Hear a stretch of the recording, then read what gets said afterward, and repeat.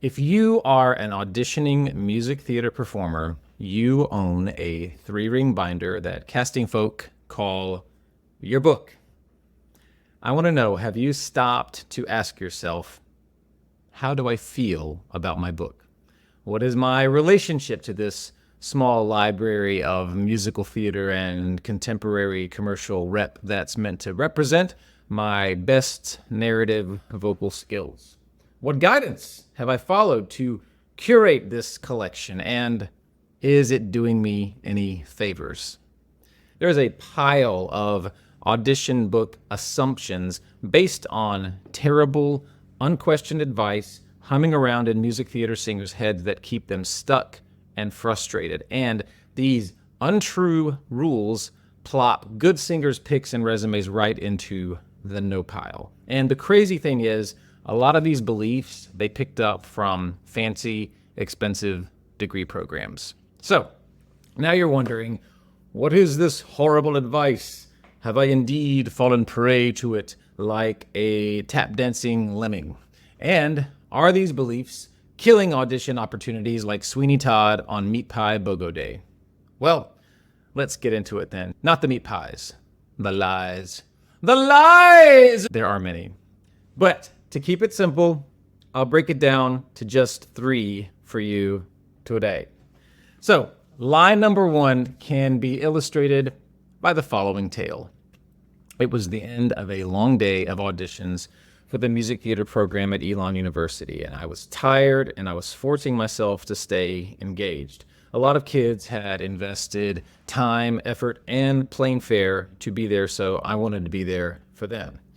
And it had turned out to be a disappointing day. Singers were nervous, few folks seemed able to connect or open up, and there was a lot of okay yet boring singing.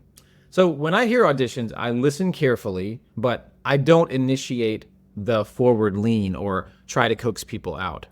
If their heart is open, they've prepared well, and they live wholeheartedly in their story, I will be irresistibly drawn in.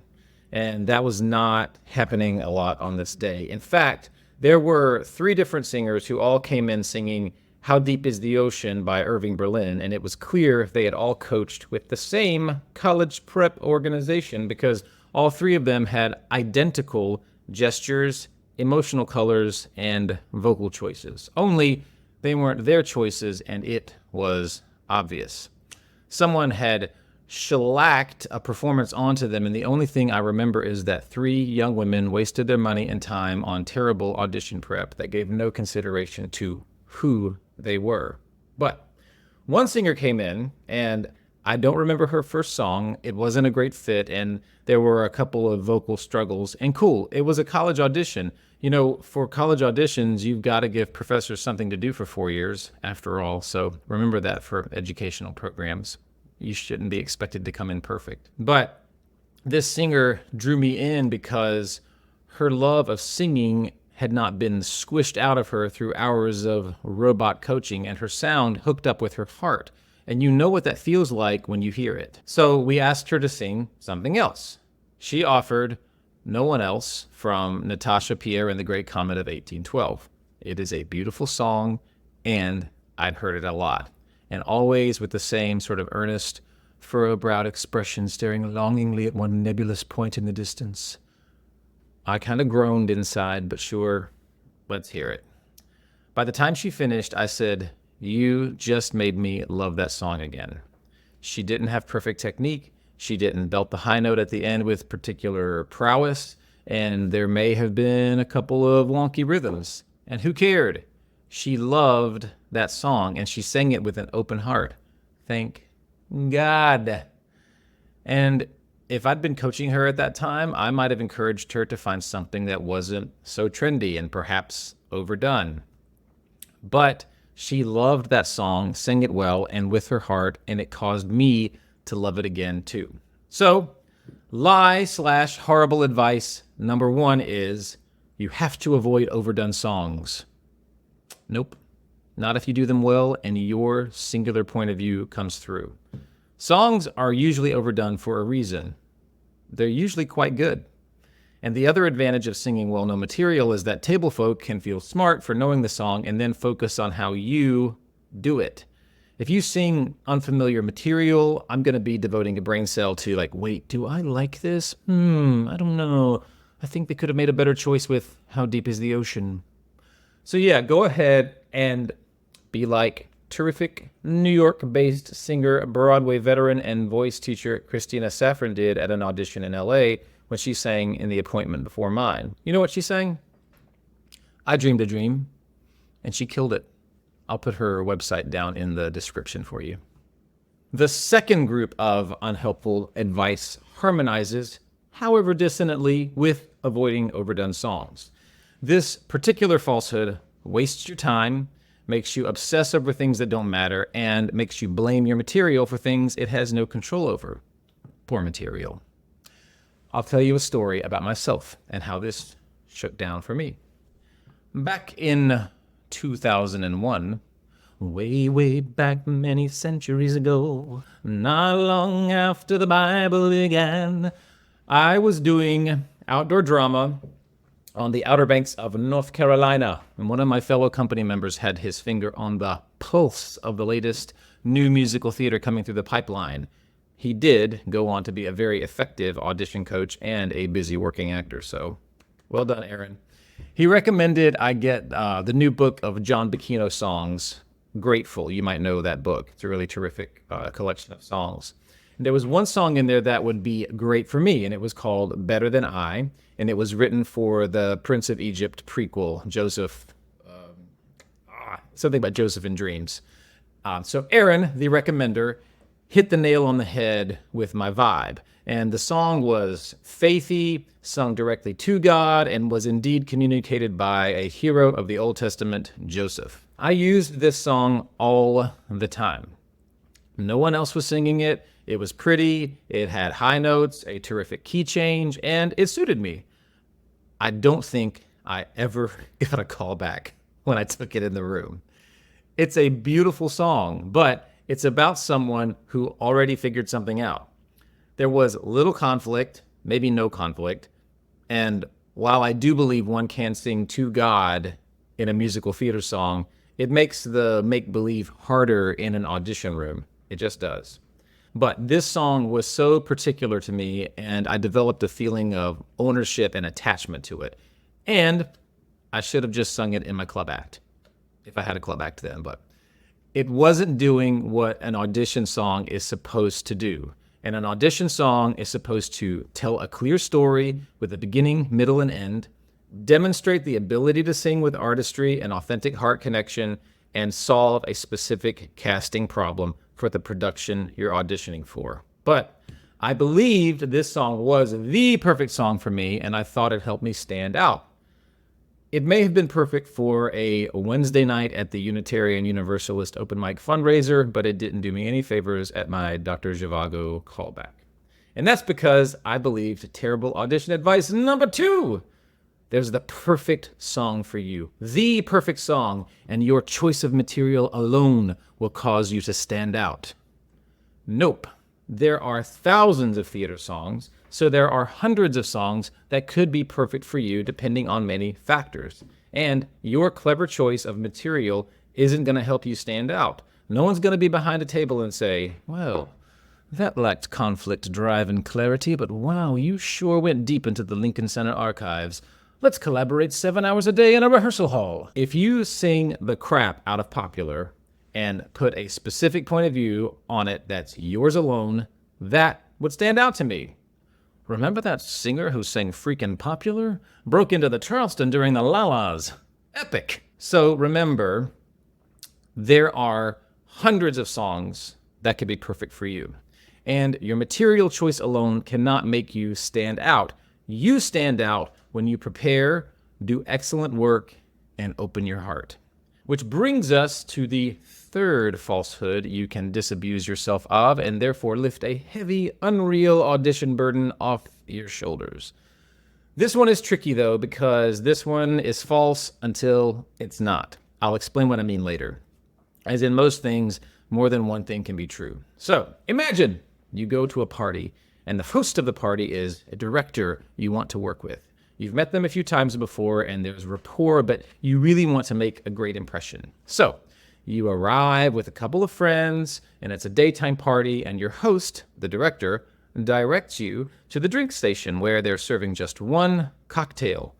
Ina Garten always says, just serve one cocktail. How easy is that? It's a delicious, fresh gin, cilantro, and cucumber situation with sparkling something, and everybody's sipping their glasses talking about how zingy and clean it is. The problem is, cucumber makes you irrationally gag. You have the gene that makes cilantro taste like soap, and you haven't drunk gin since an unfortunate evening of questionable life choices at an Irish pub on 2nd Avenue in 2003. Your host hands you a tall glass of icy cocktail goodness with muddled cukes and Dawn dish detergent, and what do? Ask for a water? No! You choke down your bevy and lightly retch/exclaim, "What an interesting flavor." Your host tops you up throughout the party, and soon you're sneaking into the bathroom to empty the contents of your glass into the toilet, only to surreptitiously re-emerge declaring that you need to switch over to water since you're driving. Your friend says, "No worries, I can drive." "No!" you exclaim, kind of like Moira Rose. "I'll drive." We do all kinds of dumb things to please people who can give us things we really want, like jobs and shows. And this shows up in people's audition books all the time. Agents visit schools and ask students, "What are you going to use for this show that's currently running on Broadway?" And so then college seniors graduate from BFA programs thinking they need to be ready with perfect cuts suited to 7 Broadway shows. In the meantime, they completely forgot about the hundreds of regional theaters across the United States producing Golden Age revivals, Stephen Sondheim reviews, and the complete works of Kander and Ebb. So there is a wide breadth of style and representation of eras in musical theater. And if you don't naturally vibe 80s hair band, then it's not wise for you to target all the regional productions of Rock of Ages. So what I'm saying is this: there is a style world, a narrative world, and an energetic world that appeals to you on a cellular level. You might want to do high knee time steps in 42nd Street for the rest of your life, or your dream may be to play Fosca in every production of Passion in perpetuity. There is a way of doing musical theater that appeals to you, and it's important that you know what that looks like. I always ask voice students at the beginning of the semester to describe what their dream career and work would look like. So go ahead and ask yourself, what kind of shows would you do? What kind of stories would you tell if you could dream it up? What style of music would you sing if you could just decide? Wave a magic wand. What production aesthetics, what would they look like? What kind of venues would you be performing in? What kind of theaters? What kind of people would you be working with? And this gives my students and me a sense of what your narrative, what their narrative and artistic values are. And then we can make a clear judgment about what kind of repertoire resonates most powerfully for them. So with those in mind, you can also choose for yourself. It's super important to know this because you may be able to make the right sounds singing Crazy on You by heart, but there's someone who rolls out of bed breathing that style like Pat Benatar and Animal from the Muppets had a rock monster baby. You might be more at home singing Not a Day Goes By, like me. If that's true, it's important that you know it. So pay attention to what styles and stories resonate deeply and satisfy you. That's going to be the direction where you thrive effortlessly. So the bad advice here is that your book needs to be filled with everything that makes you current and marketable right now. You need to have multiple contemporary commercial songs that apply to all the different styles being produced on Broadway stages so that you can be ready for any and all auditions. All I'm saying is, it's okay for you to know that you're not the vibe for Hadestown or Oklahoma. You're more of a beautiful, the Carole King story kind of gal. And when you know what you love and what lights you up, your audition book will reflect who you are because it'll be full of songs that shine your values. You won't have to worry about branding and setting yourself apart. Singing the things you love will tell that story. So now, a distinction has to be made here. There is a big difference between shoehorning yourself into a musical style because you think that's what's getting hired now, versus opening yourself to possibility. So when I was in my 20s, I got called in for Rent a lot. And every time I went in, I thought, wouldn't it be great if I actually could sing this? I can't do this style. And sure enough, a rock singer, I was not. But I kept getting called in, so casting must have felt like I had some potential. And every time I went in, my head kept saying, you're not right for this. You're a fake rock singer. This is so stupid. Why did they call you in? Now, I am not saying that I would have been Broadway's next Roger, but what would have happened if I'd taken in the information that table folks saw that possibility in me? Several years later, I got called in for Deaf West's production of Pippin for Lewis, Pippin's brother. I'd always wanted to work for them ever since I saw their Big River in 2003. Not the same night as the Irish pub gin debacle, mind you. But that production was amazing. I really wanted to work with them. The breakdown asked us to wear a form-fitting t-shirt so that they could see the bods. Do they do that in breakdowns now? I don't think I've seen that in a long time, but I definitely get anxious remembering it. And that freaked me out because it was Los Angeles, and I was like, if they want a major gun show, they can find it anywhere. So my agent, the inimitable Jerry Cook, said, Dan, just go in and let them decide if you're not right for the project. So I ended up getting called back for not Lewis, but the voice of Charles. And I ended up getting to collaborate with one of the best actors I've ever worked with, Troy Kotzer. The Academy thought so too, because his skill got recognized with an Oscar a couple of years ago. So if you don't know his work, look him up. He's tremendous. Troy Kotzer. I'll link him down below. And if I'd stayed home and not gone in and sang my Don Henley cut at Center Theater Group that day, I would have missed out on one of the best theater experiences of my life. Questionable casting breakdown and all. But one quick PS on this. If you want a clear guide about what to include in your audition book, I recommend casting director Mary Sugarman's book, From Craft to Career. So in that book, she shares a very clear breakdown of categories that are flexible and will cover your bases as a music theater singer. And she also wrote, I will tell you, one of the most straightforward explanations of how to talk to an audition pianist. It's really an excellent book. And if you do what she says, you will see results. So, quick review. I'll link that in the description as well. So, quick review of our 3 audition book falsehoods. Number 1, you have to choose new, clever, and obscure material for your book. No, you don't. Familiar works great, and things are usually overdone for a reason. So go ahead and sing those songs with skill and wholeheartedness. Number two, there's the perfect audition song for you, and your choice of material alone will cause you to stand out. Nope, there are thousands of great songs, therefore hundreds that can share your best skills. And you don't get points for clever song choice if you're not actually delivering on it. And number three, your book needs to be filled with everything that makes you current and marketable right now.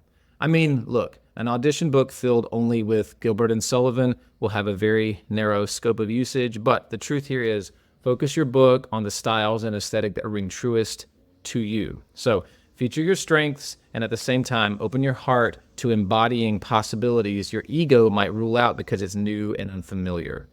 Don't sit in a chair in the middle of an audition room singing One Song Glory thinking, why did they even call me in?